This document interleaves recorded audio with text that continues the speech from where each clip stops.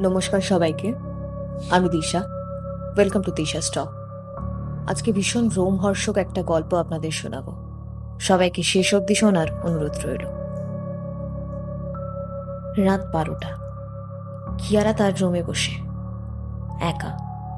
রাতের নিস্তব্ধতায় শুধু তার ঘড়ির কাঁটা টিক টিক শব্দ করছে। হঠাৎ তার ফোন বেজে উঠল। স্ক্রিনে আননোন লেখা। কিয়ারা একটু ভয় পেল। এত রাতে কে ফোন করবে? প্রথমে ধরতে চাইল না, কিন্তু কৌতূহল সামলাতে না পেরে ধরল। হ্যালো। উল্টো দিক থেকে একটা গম্ভীর কণ্ঠস্বর ভেসে এলো। তুমি কি জানো আমি কে? না, আপনি কে? কণ্ঠস্বর বলল, আমি তোমার কাছেই আছি। কিয়ারা চমকে পেছনে তাকালো। ঘর ফাঁকা। সে ভয় পেয়ে বলল, আপনি মজা করছেন তাই না? না, আমি তোমার অতীত, আমি তোমার ভুলের স্মৃতি। আমি এমন কিছু জানি যা তুমি ভুলে যেতে চেয়েছ।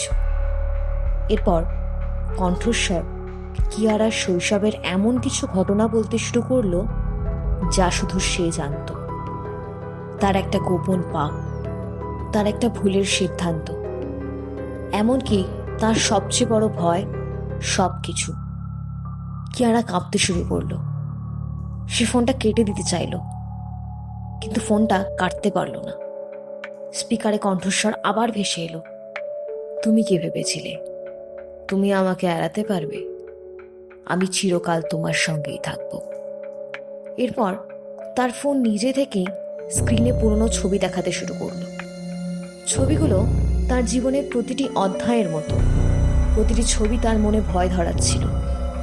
শেষে ফোনের স্ক্রিনে একটা লেখা ফুটে উঠল, তুমি আমার থেকে পালাতে পারবে না।